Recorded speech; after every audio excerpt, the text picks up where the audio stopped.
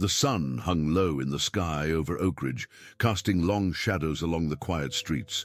It was the kind of town where time seemed to slow down, where every day felt like the last. The smell of freshly cut grass mixed with the faint aroma of coffee from the local cafe. The rhythmic sound of a dog barking in the distance echoed off the houses, and the occasional car rolled down the street. A few pedestrians walked along the sidewalk, exchanging brief greetings as they passed one another. Jack Donovan, a man in his mid-30s, walked along the sidewalk in the same predictable rhythm. He was dressed in a worn jacket and a simple pair of jeans, his hands stuffed in his pockets. His steps were measured, and the world around him seemed to flow effortlessly as it always had. Oakridge was the place where he felt safe.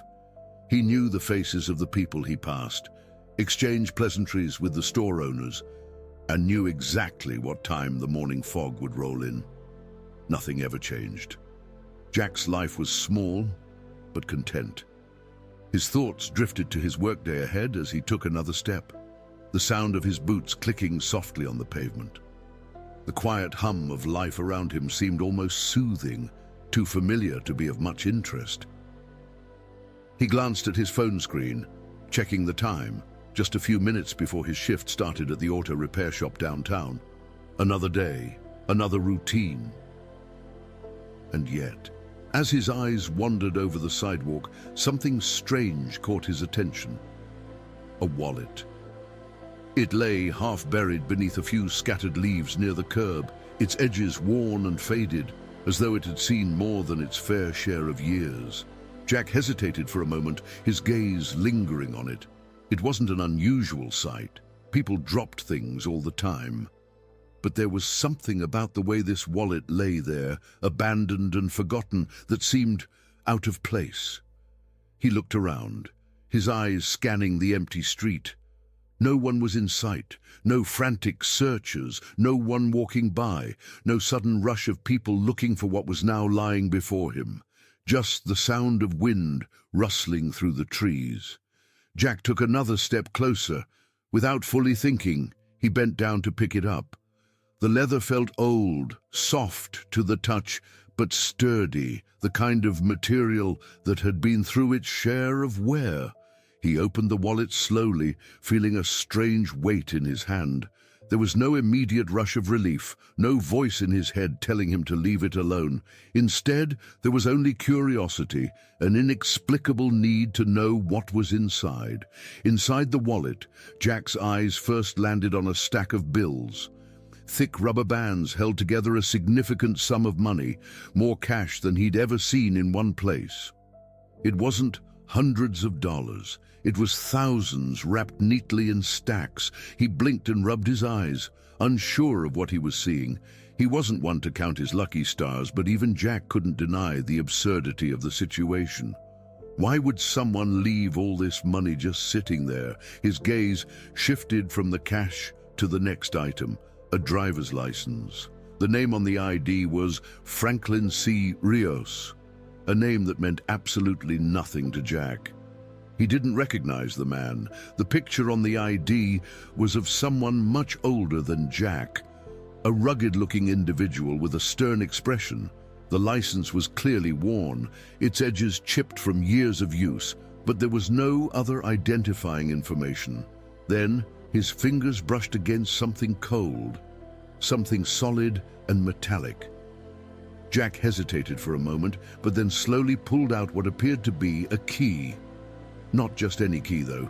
This one was heavy, its edges intricate with strange engravings, as if it had been forged for a purpose that Jack couldn't yet fathom. As his thumb ran over the metal, he felt the key's weight in his palm.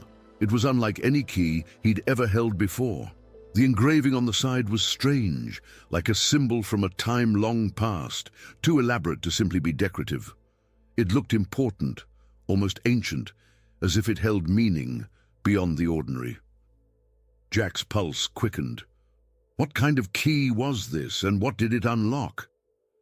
He set the key aside for a moment, his mind racing. There was something else in the wallet, A small piece of folded paper. It had clearly been tucked in there carefully, its edges crisp, as though it had been folded many times before. Jack opened the paper slowly, not quite sure what to expect. The message on the paper was short, written in sharp, angular handwriting that seemed to have been hurried. Find the door. The words hung in the air, heavy and mysterious. Jack's eyes darted from the paper to the wallet, then back to the note again. Find the door? What door? What was this? Was this some kind of riddle? The weight of the words felt strange, as if they carried more than just a simple directive. Jack stood there for a moment, his fingers gripping the wallet tight, trying to make sense of what he had just uncovered. He glanced around once more, as if expecting someone to step out from the shadows or a hidden camera crew to reveal themselves with a chuckle. But there was nothing, just the quiet hum of the street and the breeze that rustled the fallen leaves. In the back of his mind, he told himself it wasn't his problem. Someone had lost their wallet, and he should just leave it at the police station.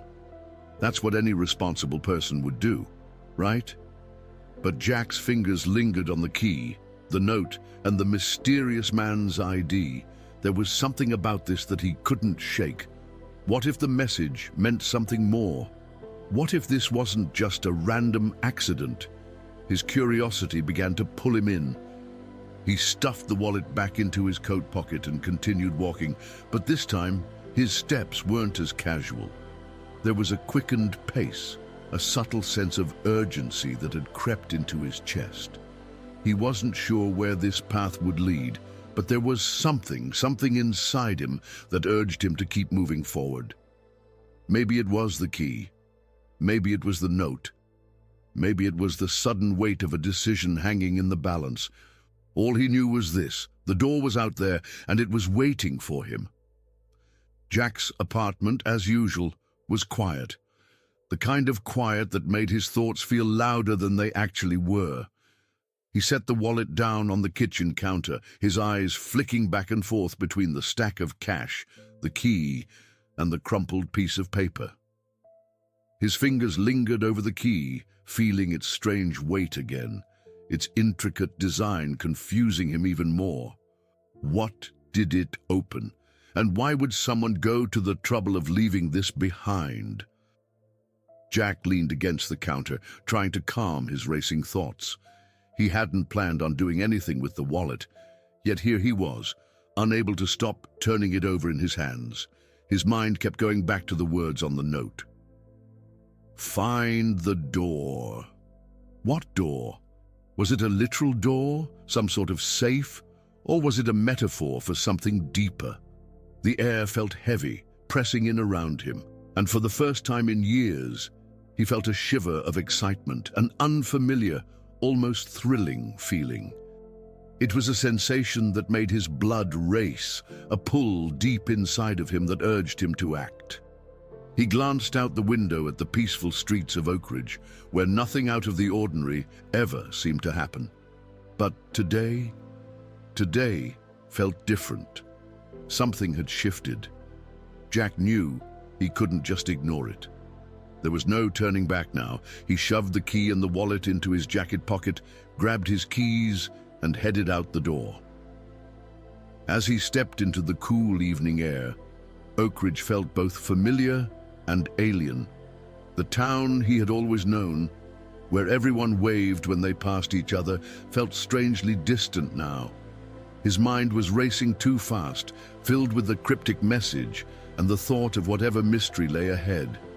Every corner he turned, every person he passed seemed like part of the puzzle. But the puzzle itself remained stubbornly out of reach. Where was the door, and what was he supposed to do with this key? Jack made his way to the only place that seemed even remotely like it could hold a clue: the local library. Oakridge's library was a charming building with tall, arched windows and a brass door handle that glistened in the sunlight. It was a place that had always offered him comfort during his childhood, a refuge of quiet and knowledge. Surely there would be something in the library, some old map, some forgotten book or a story that could lead him in the right direction.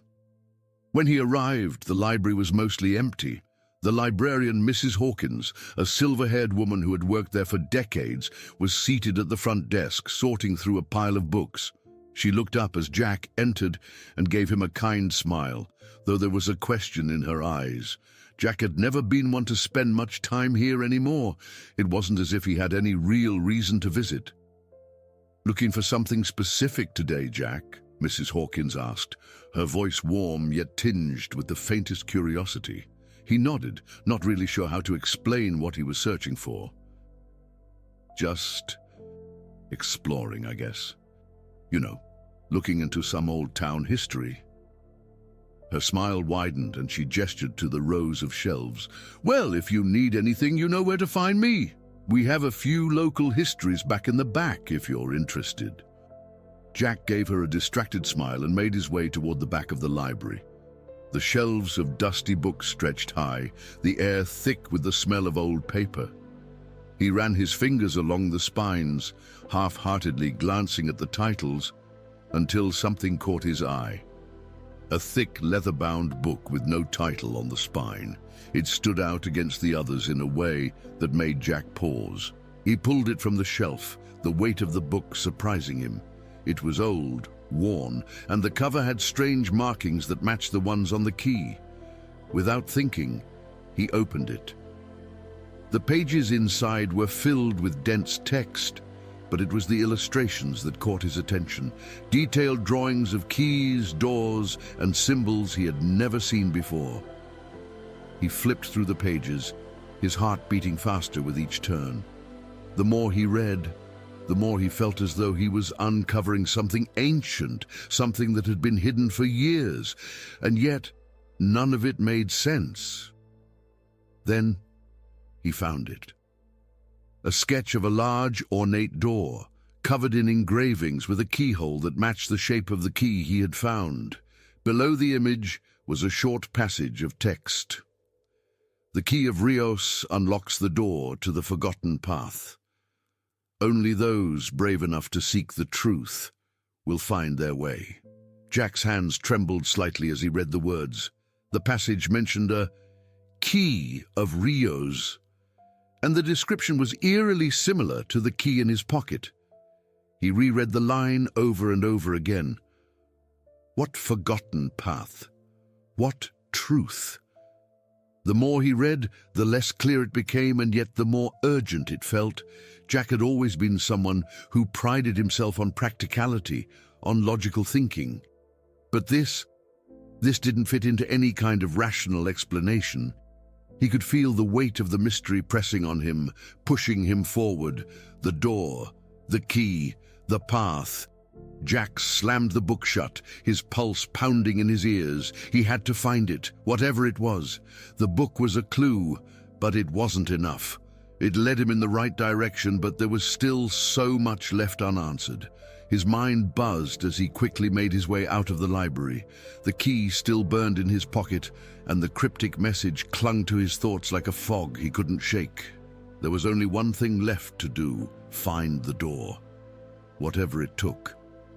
As he walked through the darkening streets, Jack couldn't help but feel the weight of the decision settling over him. He didn't know where he was going or what he would find, but he couldn't turn back. The feeling was consuming. The need to uncover the truth, to follow this strange and mysterious trail, was stronger than anything he had ever experienced. Oak Ridge was quiet, peaceful, a town stuck in time. But tonight was different, and Jack knew, deep down, that this was the beginning of something he wasn't ready for, something that would change everything. The morning sun streamed weakly through the curtains of Jack's modest apartment, casting soft light over the cluttered table where the key and the note rested. Jack stared at them, his mind tangled in confusion. It had been a few days since he had first discovered the mysterious object, this intricately designed key, and the cryptic note attached to it. What was once an exhilarating mystery now felt more like an enigma that was slowly slipping through his fingers. His initial excitement had begun to fade, replaced by creeping doubts that gnawed at him every time he picked up the key. He leaned back in his chair, rubbing his temples, trying to suppress the mounting frustration that had been building in his chest. The internet had offered no answers. No one seemed to know anything about the so-called Key of Rios. He had searched through every online forum, every obscure reference, but every lead turned up empty. The town's historical society had nothing to offer, and even the local library's old archives revealed no hints about the strange symbol that decorated the key. Jack let out a long sigh.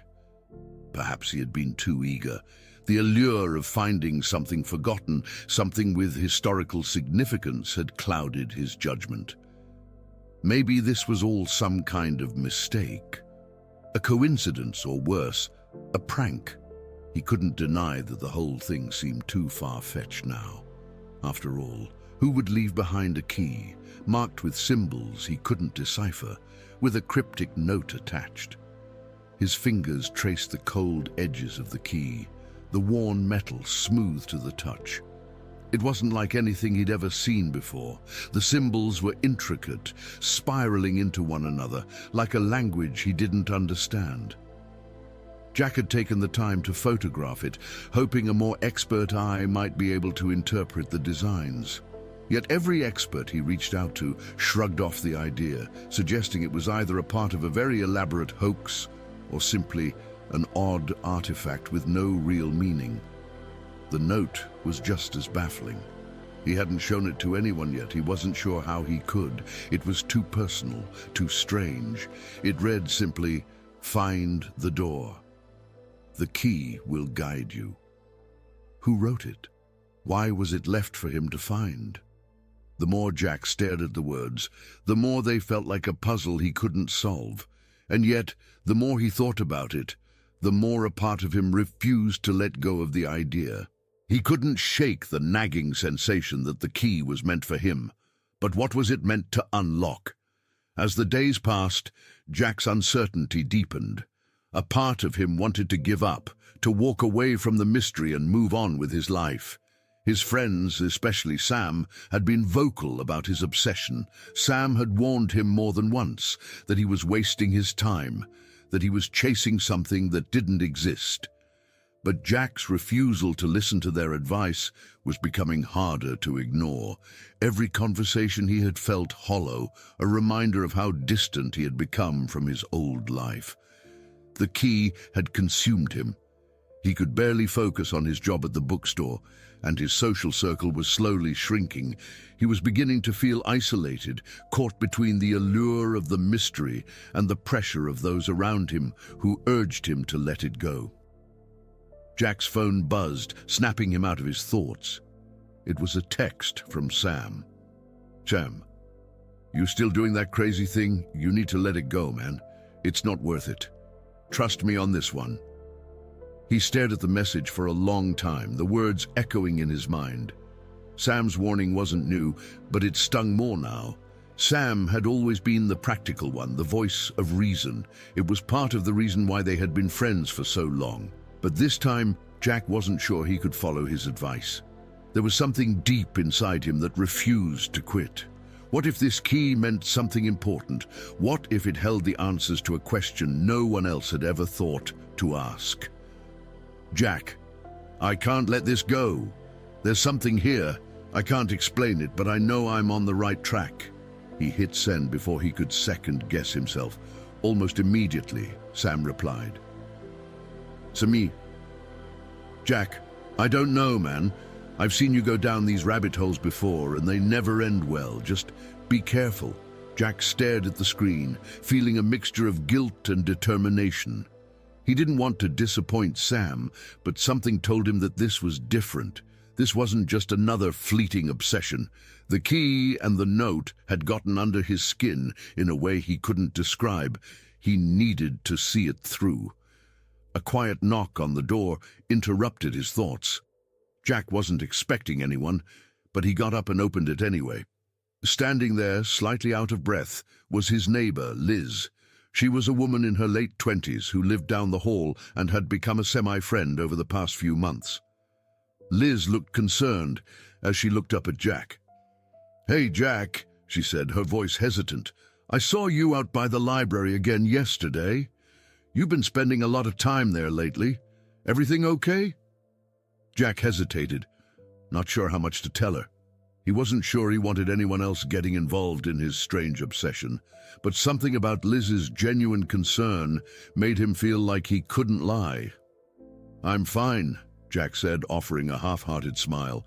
"Just working on something." "Nothing major?"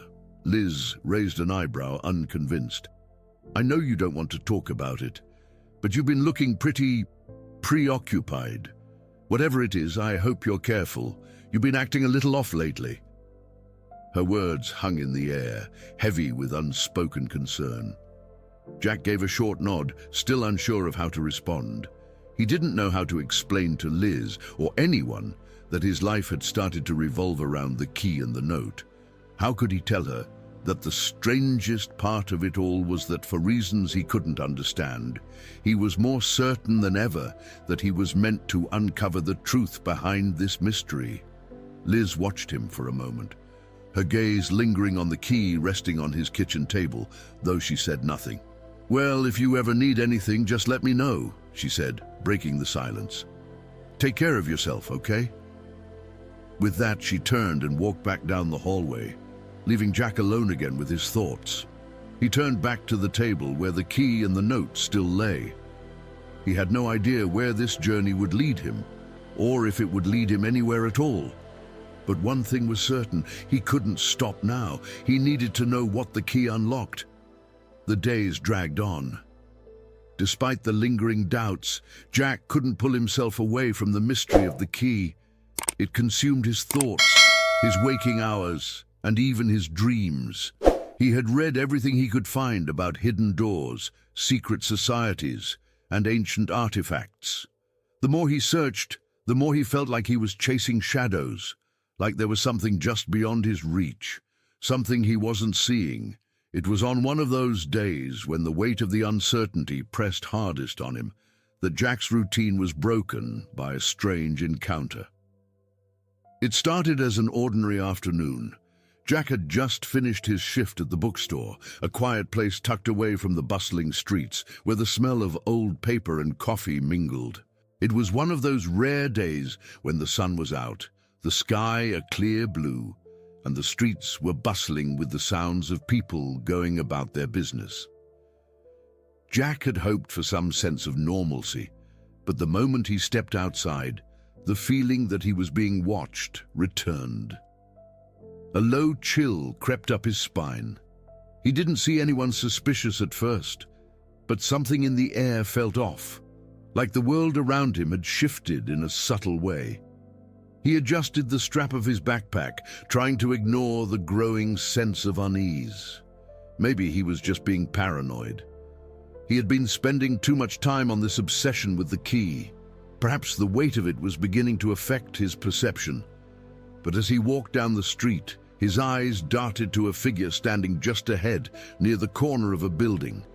The person was tall, cloaked in a dark coat that hid most of their features. At first, Jack thought it was just someone waiting for a friend or looking at their phone. But when he got closer, the figure turned and their eyes locked onto his. Jack froze. There was something unsettling about the way the person looked at him, intense, calculating, as though they were studying him from the inside out. The figure didn't move, didn't blink, just watched Jack as he walked by. A chill ran down his spine, and instinctively he looked away, quickening his pace. He tried to shake it off. Maybe it was just his imagination. He continued walking, telling himself that he was being silly, but as he neared his apartment building, he glanced back over his shoulder, and the figure was still there, standing still and watching. The moment Jack entered his apartment, he slammed the door behind him, locking it with trembling hands. His heart pounded in his chest, a mixture of confusion and fear clouding his mind. Who was that person? What did they want with him? His phone buzzed again, the vibration a jarring interruption to his thoughts. It was another message from Sam. Sam. Man, seriously, just let it go. I'm worried about you. You're obsessing over this way too much. This isn't healthy. Jack stared at the screen for a moment, feeling both irritation and the familiar pull of determination. Sam didn't understand. No one understood. He couldn't explain to them why this felt so important. He didn't know how to make them see it, how to make them understand that something bigger was at play. He needed to know the truth. He had just put his phone down when the knock came at the door. At first, Jack froze, staring at the door in disbelief. Who could it be? No one ever came to visit him, and especially not without warning. His nerves flared, and for a moment he hesitated. But the knock came again, this time a little more insistent. Slowly, Jack got up from his chair and approached the door, his mind racing. He peeked through the peephole, but no one was in sight. He was about to turn away when the knock came once more, louder this time, more urgent. Reluctantly, he opened the door. Standing before him was an older woman, someone he didn't recognize. She was slender, with graying hair tied into a loose bun.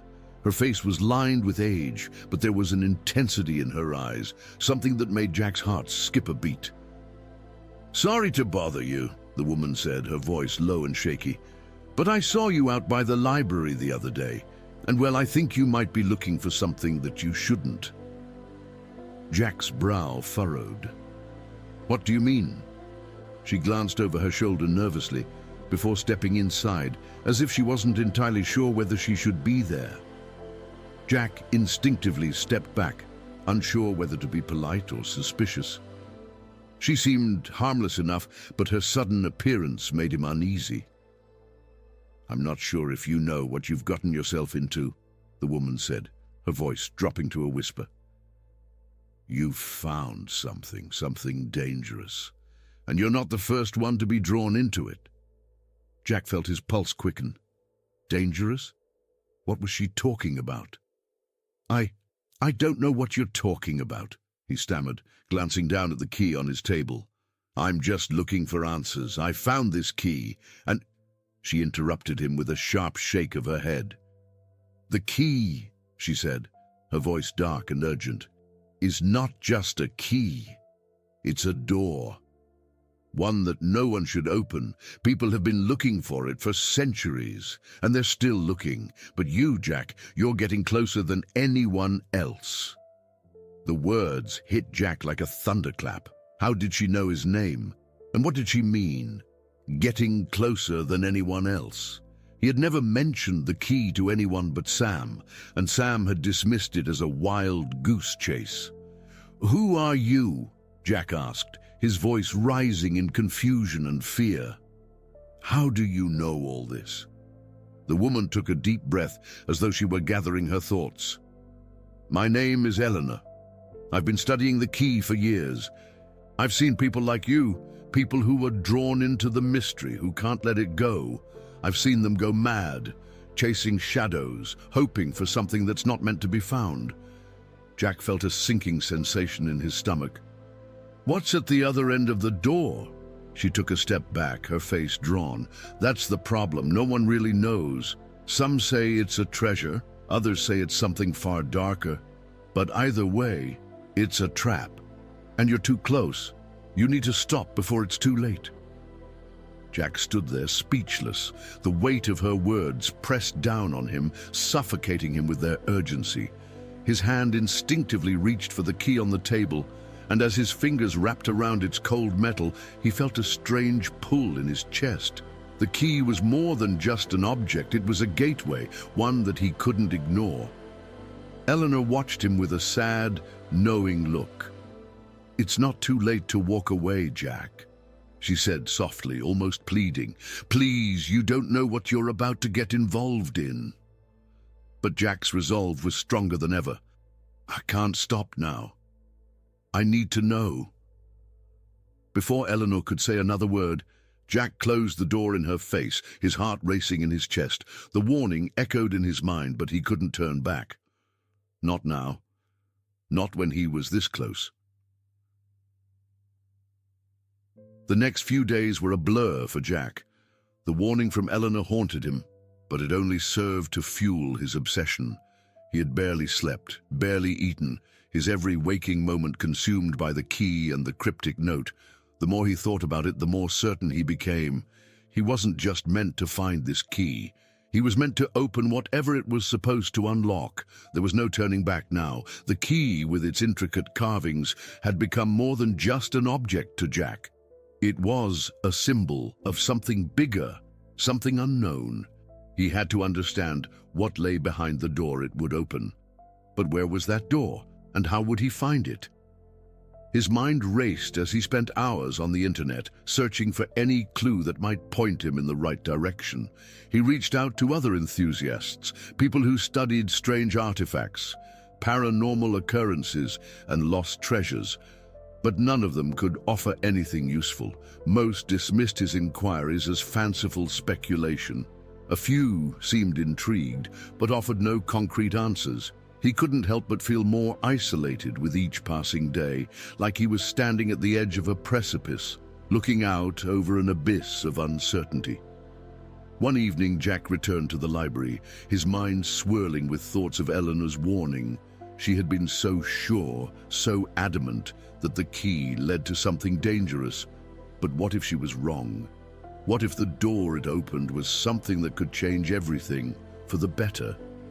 As he walked past rows of dusty bookshelves, Jack's gaze fell on a section of old history books, a collection he had never noticed before. He approached it slowly, his heart beating faster as he reached for one of the leather-bound volumes. The title was faded, but Jack could make out the words, "The Lost Relics of the Forgotten World." He pulled the book from the shelf and opened it, flipping through the yellowed pages until a drawing caught his eye. It was an illustration of an ancient-looking door, covered in symbols much like those on the key. His breath caught in his throat. This had to be it, the door that the key would open. The illustration was accompanied by a brief description, written in archaic language that Jack could barely understand. But there was one line that stood out, even through the cryptic phrasing. "Those who seek the door must be prepared for the cost."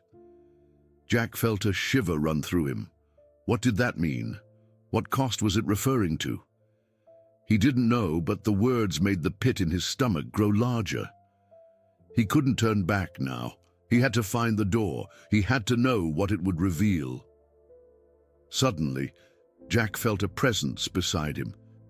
He turned quickly, startled to see a familiar face standing next to him, Liz, his neighbor. She must have been browsing nearby and hadn't noticed him, but when she saw the book in his hands, her expression shifted. "You're still looking into this?" she asked softly, her voice filled with concern. "Jack, this is not something you should be messing with." He hesitated before answering. "I think I'm getting closer. I found something. This drawing. The door. It's real, Liz. It's out there. And the key..." He trailed off, unsure of how to explain the growing obsession that had taken over him. Liz's face softened, but her eyes were still filled with worry. "I've been worried about you. You've been so distant lately, and now, this. Whatever this is, I just want you to be careful. Please." Jack glanced at the drawing again, his fingers brushing over the ancient lines of the door. He could feel the weight of her concern, but it didn't change anything. "I can't back out now, Liz. This is too important." Liz sighed, looking at him with a mixture of sadness and resignation. "I just don't want you to get hurt." Before Jack could respond, a low, guttural sound echoed through the room, cutting off their conversation. It wasn't the sound of a person speaking. It was something deeper, something more primal, as though the very air in the library had shifted. He spun around, his heart racing. In the far corner of the library, near a set of old stone steps leading down to the basement, Jack saw something. Someone, standing in the shadows, a figure cloaked in darkness, watching him. "Do you see that?" Jack whispered, his voice tight. Liz's eyes darted to the corner, but the figure was gone. The shadows were just shadows now, as if nothing had been there at all. "I didn't see anything," Liz said, her tone uncertain. "You need to get some rest, Jack. You're not thinking clearly." But Jack was already moving, his body moving faster than his mind could catch up. He couldn't explain it, but something about that figure felt wrong, too real, too deliberate. It was as if someone had been waiting for him, watching him. Without another word, Jack turned and hurried toward the basement stairs. He didn't stop to look back, but he could feel Liz's gaze on him, filled with confusion and fear. He had no time for doubt now. He had to find the door no matter what. The basement was cold, the air damp with the scent of old books and stone. Jack descended the stairs quickly, feeling the hairs on the back of his neck stand on end. At the bottom, the space opened up into a small, dimly lit room. The shelves were filled with stacks of forgotten books, some of them covered in dust so thick it seemed like they hadn't been touched in decades. Jack's eyes darted over the room, searching for anything that might hint at the door. There were no obvious markings or hidden compartments. The room felt ordinary, even mundane, but Jack's gut told him otherwise. He was getting closer, and the tension in his chest built as he walked farther into the space. He reached one of the farthest shelves and ran his fingers along the spines of the books. Something caught his eye. A small, intricate carving on one of the wooden beams above him. He stepped closer, his heart pounding in his chest. The carving was faint, but it resembled the symbols on the key. Could this be it? Was this the entrance to the door? As he traced the carving with his fingertips, the room seemed to shudder, as if the very walls were coming to life. The shelves creaked, and Jack's heart skipped a beat. The room felt as if it were closing in on him, the air growing thicker with each passing second. Suddenly, there was a loud snap, and the wooden beam gave way beneath his touch. The shelf next to him creaked, shifting slightly. Jack took a step back, staring in disbelief as the entire structure moved, revealing a hidden passage behind it. His breath caught in his throat. It was real. The door was real. He stood there for a moment, his mind racing, unsure of what to do next. Eleanor's warning echoed in his mind. "Be careful. Don't open the door." But Jack couldn't stop himself now. The mystery was too big, too important to ignore. This was it. With shaking hands, he stepped forward toward the passage. Jack stepped into the dark, hidden passage without hesitation, his heart pounding loudly in his chest. The narrow corridor stretched ahead, bathed in the eerie glow of a single dim light that flickered faintly from above. The air was cold, and the smell of old wood and dust seemed to linger, as if the passage had not been used in decades, if not longer. Each step he took echoed in the silence, and the closer he got to the unknown, the heavier the weight of his decision became. He couldn't go back now. No matter what Eleanor had said, no matter what Liz had warned him about, he had come this far. The door, the key, it was all too important, too overwhelming for him to simply walk away from. He turned the corner and found himself standing before a massive, ancient door. It was much larger than he had imagined, towering and imposing, with iron hinges covered in rust and a complex pattern of symbols carved deep into the wood. Some of the markings resembled the key, while others were entirely foreign to him. As he stood before it, Jack felt a sense of awe and terror collide within him. This was the moment. The key he had held so tightly for so long, the key that had driven him to the edge of obsession, was meant for this door.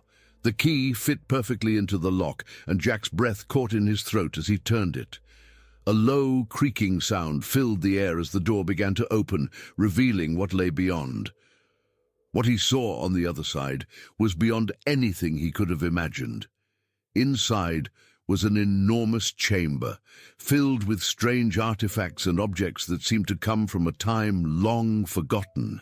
The room was lit by an eerie blue glow that seemed to come from nowhere. casting strange shadows on the walls. The air felt thick with an ancient power, as though the room itself was alive, waiting for him. The walls were lined with shelves, each one holding an object that looked as though it belonged in a museum, artifacts of civilizations that had long since vanished from history. But Jack's eyes were drawn to something else, something that stood at the far end of the room, shrouded in shadow. It was a pedestal, and on top of it rested a small, ornate box. It seemed to pulse with energy, as though it held something powerful inside. The key in Jack's hand began to grow warm, almost hot, as if it were reacting to the box. His heart raced. He knew without a doubt that this was what he had been searching for all along. As Jack moved forward, he felt a strange unease in his gut. It was as if something was trying to warn him, trying to tell him that opening the box was a mistake, but he couldn't stop. He had come too far. He had to know. When he reached the pedestal, he placed the key into a small lock on the box. The moment he turned it, the box clicked open, and the air in the room shifted. A rush of cold wind filled the space, and the ground beneath Jack's feet seemed to tremble. The blue glow intensified, casting everything in an eerie, almost otherworldly light. Then there was a voice. A low, deep voice that seemed to come from everywhere and nowhere at once. "You should not have opened it." Jack's breath caught in his throat as the voice echoed around him. He spun around, but there was no one there. The room was still, the only sound the faint hum of the strange energy surrounding him. "What is this?" Jack whispered, his voice trembling. "What is all of this?" The voice returned, colder now, more commanding. "You've opened the door to something you cannot control. You've released forces that should have remained sealed." Jack felt a cold sweat break out across his forehead. He could feel the weight of the room pressing in on him. The artifacts seemed to shimmer in the strange light, and he could almost hear them calling to him. It was as though the objects in the room were alive, watching him, waiting for something to happen. "What do you want from me?" Jack asked, his voice barely a whisper. The voice answered, and this time it was accompanied by a figure, a tall, cloaked man who materialized from the shadows. His face was hidden, but his presence was undeniable. He moved toward Jack with a slow, deliberate stride, his steps making no sound. As he approached, Jack felt an overwhelming sense of dread, a sinking feeling in his chest. "You are not the first to seek this power," the man said, his voice carrying an almost otherworldly resonance. "Many have come before you, seeking to control what should never be controlled, and like them, you will fall." Jack's knees went weak, and he took an instinctive step back. The box, which had seemed so insignificant moments ago, now felt like a heavy burden. He could feel its power pulling at him, urging him to take more, to seek more answers, but a deep sense of fear rooted him in place. "Why?" Jack asked, his voice cracking. "Why is this here? What is this?" The man raised a gloved hand, and the room shifted again. The artifacts on the shelves began to glow brighter, their shapes warping and twisting as if they were alive. The pedestal shook, and the ground trembled beneath Jack's feet. "This place," the man said, his voice dark and final, "was built to contain the power of those who sought to manipulate the world. You've released what should have remained locked away forever." Suddenly the light dimmed, and the room grew colder still. Jack felt a sharp pain in his chest, as if something was tearing at his soul. He gasped, clutching at his heart as the pressure built around him. "You will never leave here," the man intoned, his words filled with finality. "Not unless you are willing to give up everything you have ever known." The pressure in the room reached a crescendo, and Jack staggered backward, his vision blurring. His mind screamed for him to run, to escape, but his legs felt like they were made of stone. The room seemed to close in on him, and for the first time Jack realized the full weight of the decision he had made. There was no going back. The door had been opened, and whatever force had been waiting on the other side was now fully awakened. The figure in the shadow stepped forward, and for the first time Jack saw his face, or rather what remained of it. His skin was pale and cracked, as though it had been worn away by time itself. His eyes glowed with a fierce, unnatural light, and his smile was twisted in a way that made Jack's stomach turn. "You sought power," the man said softly, "but power comes at a cost, and now you will pay the price." Jack's breath came in ragged gasps as the figure before him spoke. The weight of the room pressed down on him like an invisible hand, squeezing the air from his lungs. Every instinct screamed for him to turn and run, but his feet refused to obey. It was as though the very ground beneath him had become an immovable force, trapping him in place. The strange, ancient power that had been waiting for him behind the door was now fully awake, and with it, a sense of foreboding that Jack couldn't shake. He had come this far, though. He had made it past the key, the box, the artifacts, and the warnings. But standing before this dark figure now, he was confronted with the consequences of his decisions. "You," Jack whispered, his voice hoarse. "You're the one behind all of this." The cloaked man's smile widened, revealing teeth that seemed too sharp, too unnaturally white in the dim light. Behind all of what, exactly?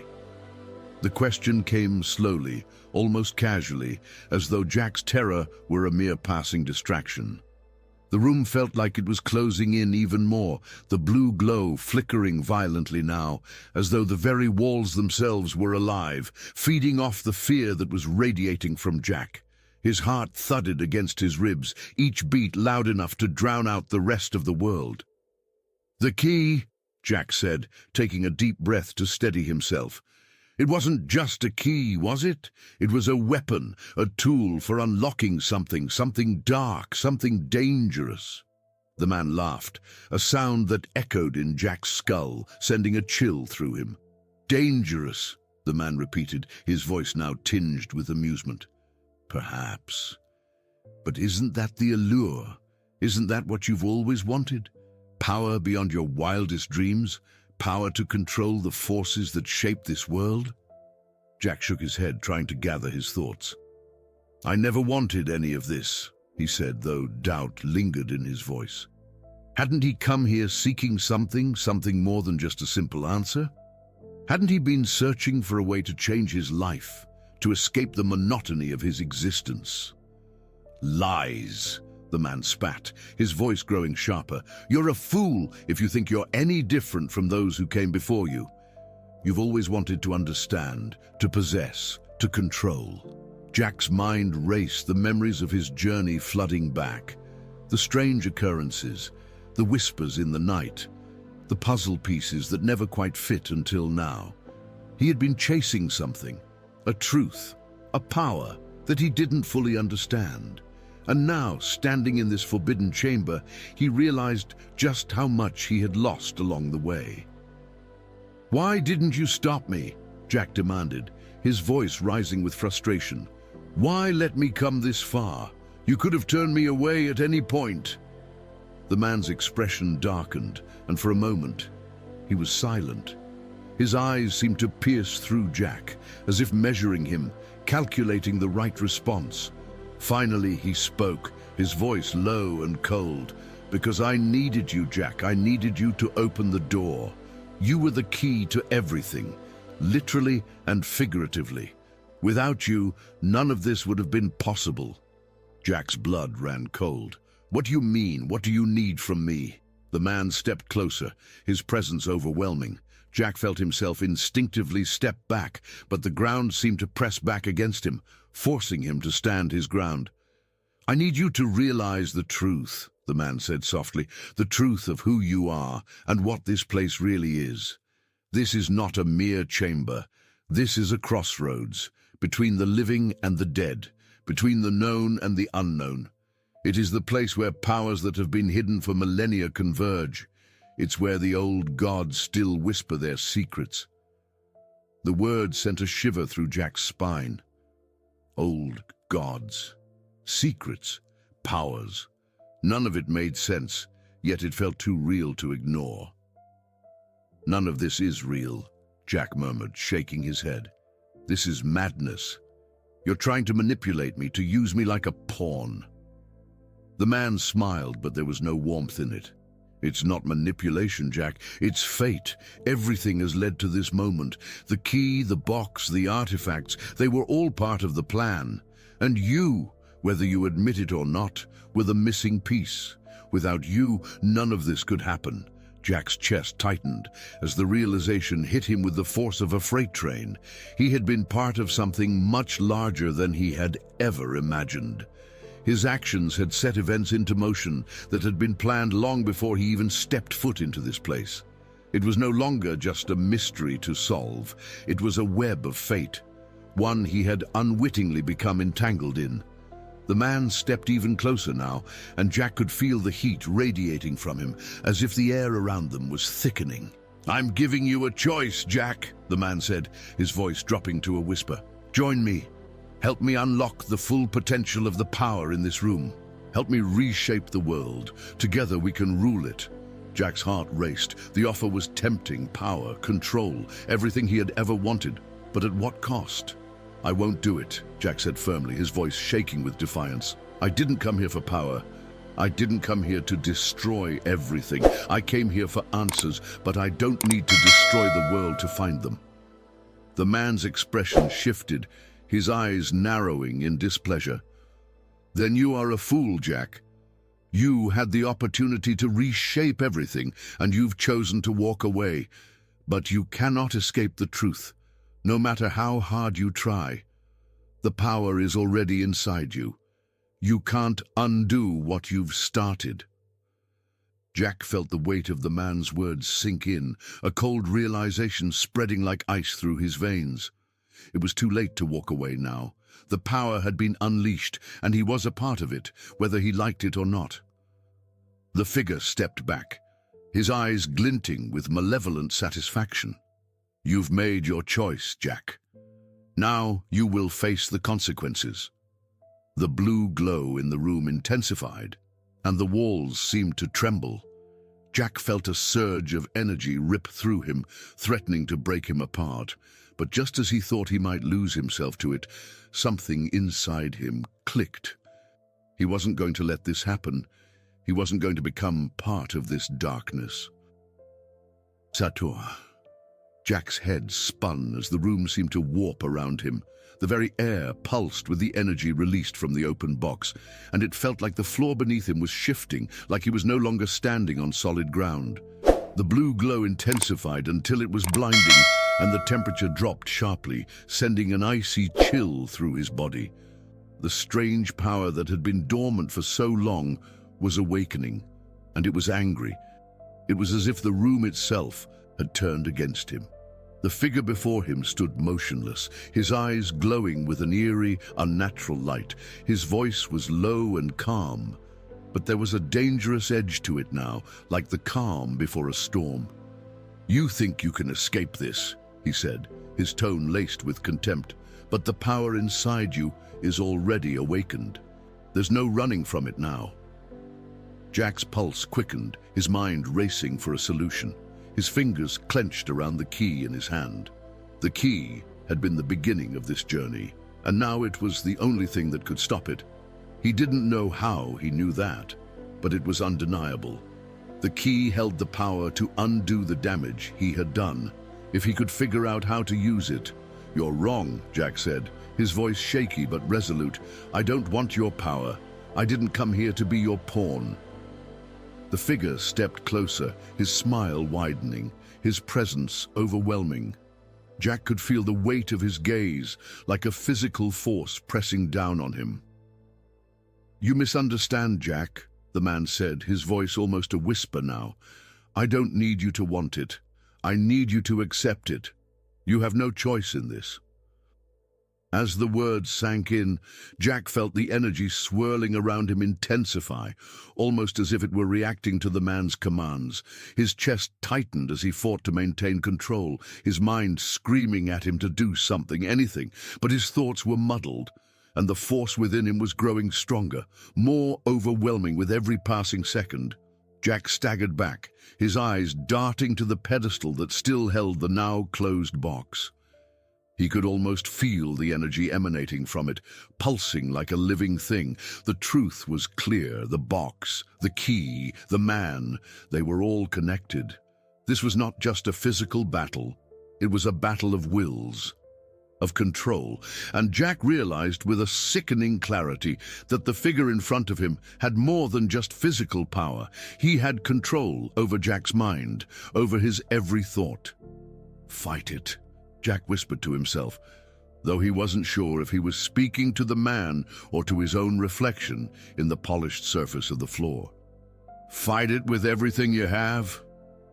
Suddenly the man's voice cut through the chaos like a blade. "You will never win. The darkness is in you, Jack. You opened the door and now you will serve it. There's no going back. There's no escape from what you are becoming." With a surge of desperation, Jack hurled the key toward the pedestal. The moment it left his hand, time seemed to slow. The key flew through the air, twisting and turning as though caught in an unseen wind, and it landed on the pedestal with a soft metallic clink. The room trembled as the blue glow began to fade. The man's expression shifted from one of cruel satisfaction to something darker, something almost fearful. "No," he whispered. "You can't. You don't understand what you've just done." Jack didn't know what he had just done either, but he felt a strange calm settle over him. The energy that had once been suffocating him was now dissipating, retreating back into the box. It was as if the key had created a barrier, a shield that stopped the power from consuming him. For the first time since he had entered the chamber, Jack felt like he had some control over the situation. He wasn't sure how it worked, but the key had stopped the man's influence, stopped the power from swallowing him whole. The man's eyes flared with rage as he took a step toward the pedestal, his hand outstretched as though trying to reach the box.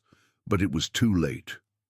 Jack's decision had already altered the course of events. The power was no longer in the man's grasp. "You think this is over?" The man growled, his voice twisted with anger. "You have no idea what you've unleashed. You think this is about the key, about the box? No, Jack, this is bigger than you. This is about fate. You've only just begun to understand the role you play in all of this." Jack took a step back, his mind spinning. What was the man talking about? Fate? Was this all part of some larger plan that he had been unknowingly entangled in? Was he just a pawn in a much bigger game? "You're wrong," Jack said, though doubt crept into his words. "I'm not part of your plan. I'm not going to let you use me." The man's expression darkened, and the blue glow around them seemed to return, but it was weaker now, flickering as though it were losing its power. "You still don't get it, do you?" the man said, his tone cold and final. "You were never meant to stop this. You were never meant to win. You were simply a tool to bring about what has been set in motion." Jack's stomach churned with the realization. The man wasn't just after power. He was after something much more sinister. Whatever had been set in motion could not be stopped. The power that Jack had unleashed wasn't just a force for destruction. It was a force for something far darker. "Then what now?" Jack asked, his voice shaking. "What happens to me?" The man's smile returned, but this time there was no humor in it, only an icy cruelty. "Now, Jack, now you will see the true consequences of what you've done." The ground beneath Jack's feet began to tremble again, more violently this time, and he realized with a sickening sense of inevitability that the final confrontation had only just begun. The tremors beneath Jack's feet grew more violent, and the entire chamber seemed to pulse with an unearthly rhythm. The walls groaned and shifted as if they were alive, responding to the energies that surged through them. It was as if the very foundation of the building was cracking, and with it, the barrier that had kept this power contained was beginning to break. The blue glow flared back to life, but now it was no longer a calming light. It was a storm, fierce, chaotic, and wild. Jack felt the cold fingers of dread creeping up his spine. The figure before him, this man, this force that had been guiding him into this madness, stood with his arms raised high, his face twisted with fury, eyes blazing with a light that was far too unnatural. The power had slipped from his grasp, and Jack could see the fear behind the man's cold mask. The truth was clear now. This wasn't about control or power. It was about something much more profound, something older than time itself. "You've unleashed it now," the man growled, his voice full of venom. "You've let the floodgates open, and once that happens, there's no turning back." Jack staggered, his knees nearly giving way beneath him. The weight of the man's words crushed him as much as the overwhelming force of the energy that surrounded him. His hands shook as he looked around the chamber, now seeming less like a physical space and more like a threshold, a place between worlds, between the living and the dead, between sanity and madness. The very air felt thinner, heavier. Jack couldn't breathe. He couldn't think. His thoughts were jumbled, but one thing was clear. Whatever the man had wanted, whatever this power was, it had already begun to escape its prison, and he was the one who had set it free. "You were never meant to stop this," the man continued, his voice growing darker. "You never understood what you were really up against, Jack. You were a tool, a means to an end. The key, your key, was never meant for you to control. It was always meant to open the door." Jack gritted his teeth, fighting against the overwhelming urge to succumb to the weight of his mistakes. "I didn't know what it was. I didn't understand," he said, his voice cracking. "But I won't let you control me. I won't let you win." The man let out a low, mocking laugh. "Control? Oh, Jack, you still don't get it. This isn't about winning or losing. It's about something far older than you can comprehend. It's about the balance of the world itself. The key wasn't just to unlock a door. It was to unleash something, the thing that has been imprisoned for millennia." Jack's pulse raced. A cold sweat broke out across his forehead as his mind tried to grasp what the man was saying. The thing that had been imprisoned. That sounded like something from an ancient myth, a story told in hushed whispers. He had opened a door that should never have been touched. And now something was awakening, something that was meant to stay buried. "Tell me what it is," Jack demanded, his voice raw with desperation. "What have I let loose?" The man's smile widened, but it was more of a grimace than a grin. "You really want to know? You really want to understand what you've done?" Jack nodded, his gaze never leaving the man's eyes. He needed to know. He needed to understand what was happening and why he had been chosen for this. Why had the key been in his possession? Why had he been the one to unlock this door? The figure stepped closer, his presence so overwhelming that Jack could feel his pulse pounding in his ears. "You've unleashed the Eldritch," the man said, his voice heavy with awe and terror. "The first beings, the ones who existed before the world itself, before time. They were imprisoned here, in this place. The key was meant to open the door and release them." Jack's mind reeled. Eldritch. The word sounded familiar, like something from a nightmare or an ancient forbidden text. But he couldn't fully grasp its meaning. "The Eldritch?" Jack whispered, his voice barely audible. "Who are they? What do they want?" The man's eyes gleamed with an unholy light. "They are the true masters of this world, the ones who shape reality itself, the ones who, when released, will unmake everything you know. They are chaos incarnate, Jack. They will not be controlled. They will tear through your world and rebuild it in their image. And you will be nothing more than a servant, a pawn to their will." The ground beneath Jack trembled once more, and the air crackled with a sound like 1,000 whispers. Voices that Jack couldn't understand, but that resonated deep within him, echoing with a primal force. The walls of the chamber seemed to warp and shift, as if the very fabric of reality was bending under the weight of what had been released. Jack stumbled backward, his breath coming in short, shallow gasps. He had made a mistake, a terrible, unforgivable mistake.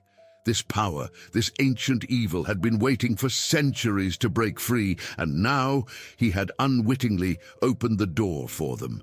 The figure stepped closer, his voice a whisper of darkness. The Eldritch are already here. They've been waiting, and now they are awake. And it is too late for you to stop them. You've given them everything they need to destroy this world. You've set the wheels in motion, and nothing can undo that now. Jack's knees buckled, and he fell to the floor, his mind racing. He had to stop this. He had to find a way to contain this power before it tore everything apart. But how? How could he stop something as old and powerful as the Eldritch? And what role did the key play in all of this? Was it truly the key to the destruction of the world? The man loomed over him, his shadow swallowing Jack whole. You're nothing, Jack, a mere mortal, and you have no idea the horror you've brought upon this world. As Jack's world crumbled around him, he realized something, a truth that hit him like a physical blow. The key wasn't just a tool to release the Eldritch. It was something far more dangerous. It was both a weapon and a means of control. And he still didn't understand its full power, but he had to. He had to stop the Eldritch before it was too late. And in that moment, as the darkness closed in around him, Jack knew that his fight wasn't just to stop the man before him. It was to stop the ancient, unknowable forces that were about to reshape reality itself. The silence in the chamber was deafening. The room, once vibrating with energy and tension, now stood still, almost as if it were holding its breath. Jack's heart raced, his chest rising and falling, as the weight of everything that had transpired pressed down on him. The walls, which had once seemed to pulse with life, were now cold and unyielding. The blue glow that had surrounded him was gone. Its brightness faded into an eerie shadow that clung to the corners of the room. For a moment, Jack couldn't speak. He could barely think. Everything that had happened, everything he had unleashed, swirled around him in an overwhelming rush. The realization that he had been the one to open the door to the Eldritch, these ancient beings that could unmake the world, was almost too much to bear. He had thought the key was just a means to an end, a simple tool to unlock some mystery. But the truth was far darker. His eyes moved toward the figure that had once loomed over him, the man who had guided him down this path. The antagonist was now lying on the ground, crumpled, his once powerful form now defeated. "Help me reshape the world. Together we can rule it." Jack's heart raced. The offer was tempting. Power, control, everything he had ever wanted. But at what cost? "I won't do it," Jack said firmly, his voice shaking with defiance. "I didn't come here for power. I didn't come here to destroy everything. I came here for answers, but I don't need to destroy the world to find them." The man's expression shifted, his eyes narrowing in displeasure. "Then you are a fool, Jack. You had the opportunity to reshape everything, and you've chosen to walk away. But you cannot escape the truth, no matter how hard you try. The power is already inside you. You can't undo what you've started." Jack felt the weight of the man's words sink in, a cold realization spreading like ice through his veins. It was too late to walk away now. The power had been unleashed, and he was a part of it, whether he liked it or not. The figure stepped back, his eyes glinting with malevolent satisfaction. "You've made your choice, Jack. Now you will face the consequences." The blue glow in the room intensified, and the walls seemed to tremble. Jack felt a surge of energy rip through him, threatening to break him apart. But just as he thought he might lose himself to it, something inside him clicked. He wasn't going to let this happen. He wasn't going to become part of this darkness. Jack's head spun as the room seemed to warp around him. The very air pulsed with the energy released from the open box, and it felt like the floor beneath him was shifting, like he was no longer standing on solid ground. The blue glow intensified until it was blinding, and the temperature dropped sharply, sending an icy chill through his body. The strange power that had been dormant for so long was awakening, and it was angry. It was as if the room itself had turned against him. The figure before him stood motionless, his eyes glowing with an eerie, unnatural light.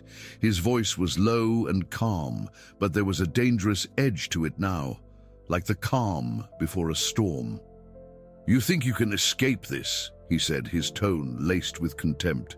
"But the power inside you is already awakened. There's no running from it now." Jack's pulse quickened, his mind racing for a solution. His fingers clenched around the key in his hand. The key had been the beginning of this journey, and now it was the only thing that could stop it. He didn't know how he knew that, but it was undeniable. The key held the power to undo the damage he had done, if he could figure out how to use it. "You're wrong," Jack said, his voice shaky but resolute. "I don't want your power. I didn't come here to be your pawn." The figure stepped closer, his smile widening, his presence overwhelming. Jack could feel the weight of his gaze, like a physical force pressing down on him. "You misunderstand, Jack," the man said, his voice almost a whisper now. "I don't need you to want it. I need you to accept it. You have no choice in this." As the words sank in, Jack felt the energy swirling around him intensify, almost as if it were reacting to the man's commands. His chest tightened as he fought to maintain control, his mind screaming at him to do something, anything. But his thoughts were muddled, and the force within him was growing stronger, more overwhelming with every passing second. Jack staggered back, his eyes darting to the pedestal that still held the now-closed box. He could almost feel the energy emanating from it, pulsing like a living thing. The truth was clear. The box, the key, the man, they were all connected. This was not just a physical battle. It was a battle of wills, of control. And Jack realized with a sickening clarity that the figure in front of him had more than just physical power. He had control over Jack's mind, over his every thought. "Fight it," Jack whispered to himself, though he wasn't sure if he was speaking to the man or to his own reflection in the polished surface of the floor. "Fight it with everything you have." Suddenly, the man's voice cut through the chaos like a blade. "You will never win. The darkness is in you, Jack. You opened the door and now you will serve it. There's no going back. There's no escape from what you are becoming." With a surge of desperation, Jack hurled the key toward the pedestal. The moment it left his hand, time seemed to slow. The key flew through the air, twisting and turning as though caught in an unseen wind, and it landed on the pedestal with a soft metallic clink. The room trembled as the blue glow began to fade. The man's expression shifted from one of cruel satisfaction to something darker, something almost fearful. "No," he whispered. "You can't. You don't understand what you've just done." Jack didn't know what he had just done either, but he felt a strange calm settle over him. The energy that had once been suffocating him was now dissipating, retreating back into the box. It no longer glowed with that otherworldly blue light, but its presence was a constant reminder of the burden he carried. Jack knew he couldn't keep it locked away forever. He had to understand its true purpose, how to control it, and, most importantly, how to make sure the Eldritch would never rise again. But every time he thought he had a plan, every time he tried to make sense of what had happened, it felt as though the answers slipped further from his grasp. He had spent hours poring over ancient texts, searching for any mention of the eldritch, the key, the artifact. But what he had found was disheartening. Most of the information was either fragmented or written in long-forgotten languages. Every lead he followed seemed to lead to a dead end, a rabbit hole that only deepened the mystery. It was as though the world had conspired to hide the truth from him. In his darkest moments, Jack wondered if the truth was meant to remain hidden. Maybe the eldritch were meant to stay locked away.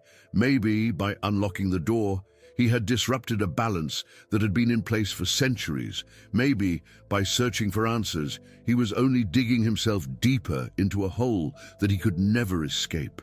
It was on one of these long, sleepless nights that a knock at the door broke his thoughts. Jack hesitated for a moment. He wasn't expecting anyone. Certainly not anyone who could offer him answers. But the knock came again, more insistent this time. "Jack," a voice called from the other side. "It's me, let me in." He knew that voice. It was Rachel, his old friend, the one person he could trust, the one person who had always been there for him, even when he couldn't explain why he'd disappeared for days, when he couldn't share what he had been through. Rachel had always been understanding, but Jack hadn't been able to tell her the truth, not the whole truth anyway. He opened the door and Rachel stepped inside, her expression one of concern and confusion. "Jack, you look terrible," she said, eyeing him with a mix of sympathy and worry. "You haven't been answering your phone. Where have you been? What's going on?" Jack didn't know where to begin. How could he explain what had happened? How could he put into words the terrible truth that had nearly destroyed everything? But as he looked at her, his old friend, someone who had known him before everything had gone wrong, he realized that maybe she was the key to moving forward. Maybe she could help him make sense of it all. Maybe, just maybe, he didn't have to carry this burden alone. "I can't explain everything, Rachel," Jack said, his voice strained. "But I need your help. There's something you need to see." Rachel raised an eyebrow. "Jack, you're scaring me. What are you talking about?" Without saying another word, Jack led her to the small table in the corner of his apartment, where the box, the key, sat. It was an object that had haunted his every thought for days, and now, with Rachel in the room, it seemed even more menacing. Rachel's gaze flickered to the box and then back to Jack. "What is that?" she asked, her voice filled with suspicion. "It's the key," Jack replied, his voice trembling. "It's how everything started. It's what I used to open the door, the one that released the eldritch." Rachel's face paled. "The eldritch? You're telling me that this thing is responsible for all of this? For everything that's happened?" Jack nodded. "Yes, it was all me. I unlocked the door, and now I need to figure out how to stop them before they destroy everything." For a long moment, Rachel didn't speak. She simply stared at the box, as though trying to comprehend the magnitude of what Jack had just said. Finally, she took a deep breath and turned her gaze back to him.